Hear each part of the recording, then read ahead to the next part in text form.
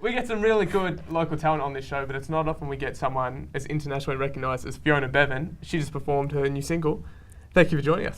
Thanks for having me, guys. That was absolutely wonderful. I couldn't help but notice, I think we'd be remiss not to mention your really astounding level of vocal control. I mean, when did you start singing? Well, I've been singing ever since I was a kid, really, but like, I guess the last couple of years I've been really seriously touring and you know, gigging, and this is my first album that just came out, so I've been doing all the touring for that and just, you know, becoming like a professional you know, songwriter and singer the last few years, Yeah, so turning the hobby into... Yeah. That's wonderful. You're also quite a multi-instrumentalist from what I hear. Do you have a favourite? Well, I feel like singing is my instrument, but yeah, in the studio I end up playing all sorts of things from like harps and pianos. On stage I play like guitar and ukulele mostly, but if there's a double bass nearby I always want to have a go, or like, you know what I mean? I'll try anything. That's fantastic. You just jumped off the plane only 2 hours ago. Yeah. This is a really intense tour you're on right now. It's kind of intense, but I've had some touristy days. But I mean, so far, because I'm basically touring, supporting Busby Marou. Yeah. And it's been incredible so far. It's their first duo tour for 5 years or whatever. So like, it's really, really special. And so far, we've played up the whole coast of Queensland and New South Wales. And we've just done about 15 tour dates already. We've got more coming up. So yeah, just got here. This is my first 2 hours in Melbourne ever. Yeah.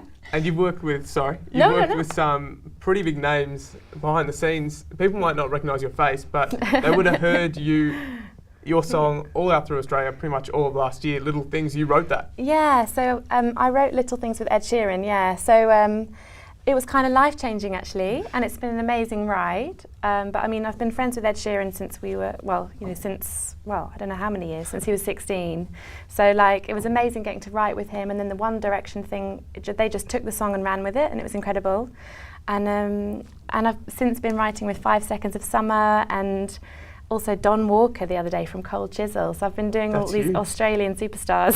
Yeah, that's so super amazing. Exciting. Yeah. What kind of comes out in your own writing that we don't really get when you're writing for other artists? I think my stuff is probably a tiny bit less pop and a bit more kind of folky and soul-y. Yeah. But I think for me it's all connected. So whether I'm writing like poppy, rocky, indie stuff with 5 Seconds of Summer, or kind of dark, bluesy stuff with Don Walker, it's like my stuff is somewhere in between.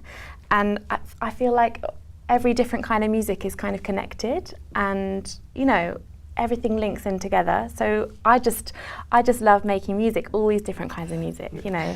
That's so wonderful to hear. I think what I noticed when listening to your music that really resonated with me was a lot of, I guess, the experiences of being a lady distinctly. I think that, yeah, like, do you ever try and write about womanhood specifically, or your experience as a woman more when you're writing for yourself? I think it definitely runs through everything that I do, because it's kind of a hard industry to be in as a woman, and I think you write from the perspective, because all my songs are truthful, so I write from the perspective of me, even if I'm writing about someone else or, you know, a story that I've heard or whatever, it's always through my eyes. So, so yeah, I don't know, and I sound like a real girl with my high voice, so I don't know. That's wonderful. We'll have more Fiona for you very shortly, just after this on 1700.